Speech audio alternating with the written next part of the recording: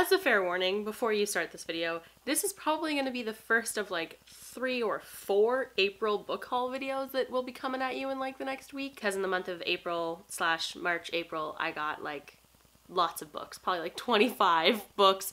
So I'm separating them into categories, and this will be the YA book haul category. So without further ado, here are all of the YA books I obtained this month. First, I'm going to talk to you about the only 2 books that I got sent for review in the last month. The first one is 9 Days and 9 Nights by Katie Cotugno. I got sent this by HarperCollins Canada. Thank you, HarperCollins Canada, for sending this to me. This is the sequel to 99 Days by Katie Cotugno. I read 99 Days a long time ago. I really liked it. I found it was like a really hard-hitting yet cute contemporary that dealt with slut-shaming really well. The only thing is, I did like how it ended, and I don't think it needed a sequel, so I'm a little worried about going into this, but also excited. This takes place in London and Paris and Europe in general, which is also a thing I really enjoy. So hopefully this will just be like a cute contemporary, and hopefully it ends in a way that I really like, because I liked the way 99 Days ended, and I hope this doesn't ruin it.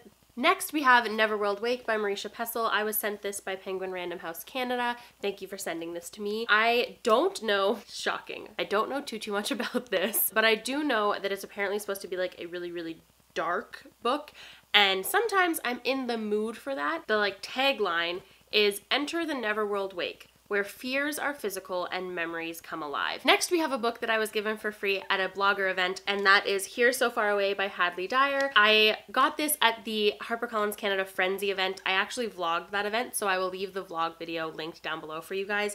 I also got to meet Hadley Dyer, who was so sweet and so nice, and I've read the first 50 pages of this so far, and I'm already in love with it. It takes place on the east coast of Canada, and it follows a teenage girl who falls for an older man, and the story kind of goes from there. But it is not the story you're expecting it to be. It is not the cliched, like, creepy guy story. It's actually just like a really good character-driven, like, coming-of-age story. I'm really excited about it, and I'm really excited to see where it's headed.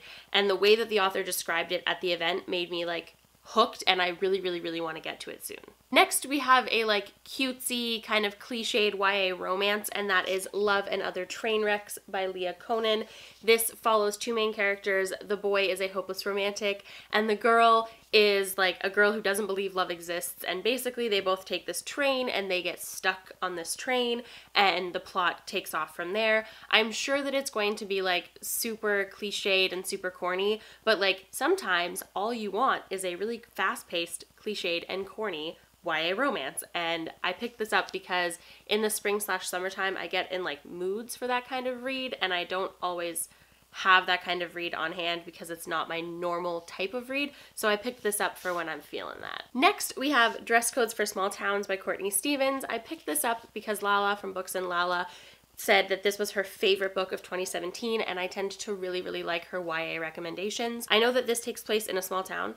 Shocking. And it follows a group of best friends who are all in love with each other and are very close with one another, and it takes place in a small town where boys fall in love with girls, and like it's very set in stone the way that things are in that town, and it follows a main character who doesn't really fit that mold. I don't know anything else about this book, but that's all I really need to know that I'm probably going to enjoy this. I've never read anything by Courtney Stevens before, but I know that she's written many other novels all about like hard-hitting topics, so I'm very excited to dive into this. Next, I picked up The Apocalypse of Elena Mendoza by Sean David Hutchinson. Again, this is another book that a lot of booktubers have been recommending, and I don't know too much about. I do know that the main character is the product of a virgin birth, and that she has the ability to heal people, but I don't know where the plot takes off from there. But I do know that that's, again, all I really need to know I want to pick this up. Also, a lot of bloggers who I really like value their opinions loved this book, so I am very excited about it. And last but not least, I have I Stop Somewhere by T or T.E. Carter. I don't know anything about this book other than it deals with rape culture in some way.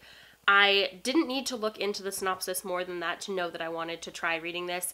I find that YA doesn't have a lot of books that deal with unfortunately realistic, dark, dense topic matters. So when I find one that is supposed to deal with those like topics, I pick it up and hope that it deals with those topics properly. So I'm really excited to dive into this and see how it pans out. Okay, if you have read or want to read any of these titles, make sure to comment down below and let me know. Also, make sure to comment down below and let me know what books you've picked up recently. And other than that, I will see you guys soon with another April book haul video. Happy reading!